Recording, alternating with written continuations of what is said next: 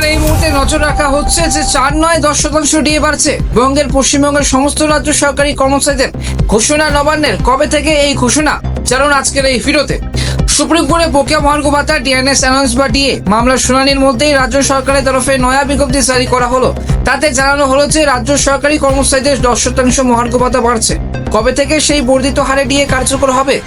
Supreme কোর্টে মহার্ঘ ভাতা মামলার মধ্যেই ডিএ বৃদ্ধির বিজ্ঞপ্তি জারি করল পশ্চিমবঙ্গ সরকার। রাজ্য সরকারের অর্থ দপ্তরের তরফে জানানো হয়েছে যে রাজ্য সরকারি কর্মচারীরা পঞ্চম বেতন কমিশনের আওতায় আছেন, তাদের 10% হারে মহার্ঘ ভাতা বাড়ছে। পশ্চিমবঙ্গে এই যে 2025 সালের 1 এপ্রিল থেকে ওই কার্যকর, মানে ওই রাজ্য সরকারি কর্মচারীরা বর্ধিত হারে ডিএ পাবেন বলে নবান্নের কিন্তু সেই তরফে জানানো হয়েছে। অর্থ দপ্তরের তরফে জানানো হয়েছে যে পঞ্চম বেতন কমিশনের আওতায় থাকা রাজ্য সরকারি কর্মচারীদের আপাতত 161% হারে ডিএ পাবেন। 10% ডিএ বৃদ্ধির ফলে আগামী এপ্রিল থেকে তারা 171% হারে মহার্ঘ ভাতা পাবেন। একই নিয়ম প্রযোজ্য হচ্ছে পেনশনভোগী তথা অবসরপ্রাপ্ত রাজ্য সরকারি কর্মচারীদের ক্ষেত্রেও।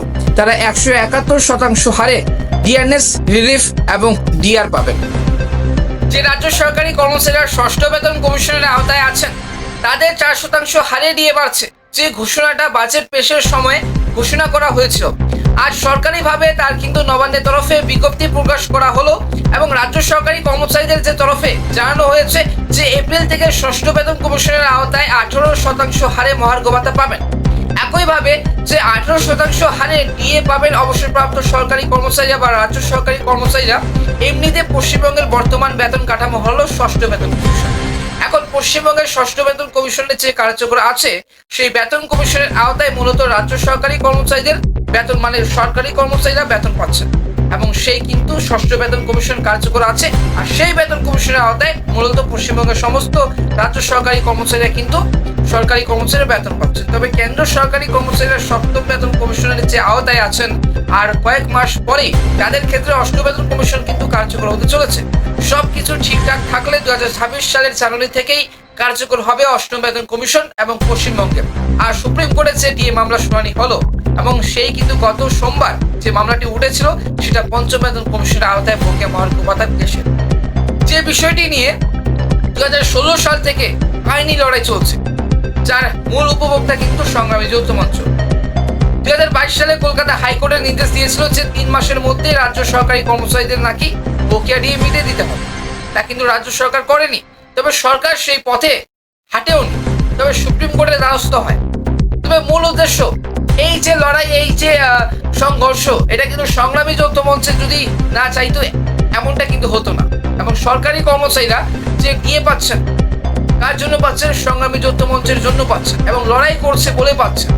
যদি না করতো কি হতো? কেন্দ্র হারে ডিএ নিয়ে কিন্তু প্রশ্ন হতো না।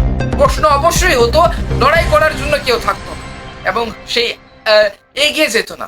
তবে এই মুহূর্তে সংগ্রামী যৌথ মঞ্চের মূল উদ্দেশ্য এবং উপভোক্তা এবং মূল বিষয়টি নিয়ে কিন্তু তারা কিন্তু আন্দোলন করছেন এবং বকেয়া মহার্ঘ ভাতা কেন্দ্র হারে 53% হারে কিন্তু ডিএর দাবিতে এবং ডিএর জন্য লড়াই করছেন।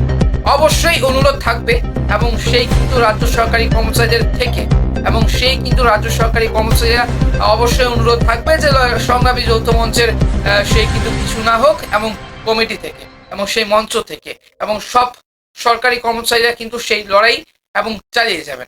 অবশ্যই এগুলো আজকের এই ভিডিওটি এখান থেকে। ভিডিওটি যদি ভালো লাগে থাকে অবশ্যই ভিডিওটিকে লাইক করবে, চ্যানেলটিকে অবশ্যই সাবস্ক্রাইব করে পাশের বেল আইকনটা অবশ্যই ক্লিক রাখবে। দেখা হচ্ছে কোনো লেটেস্ট আপডেট নিয়ে। ধন্যবাদ।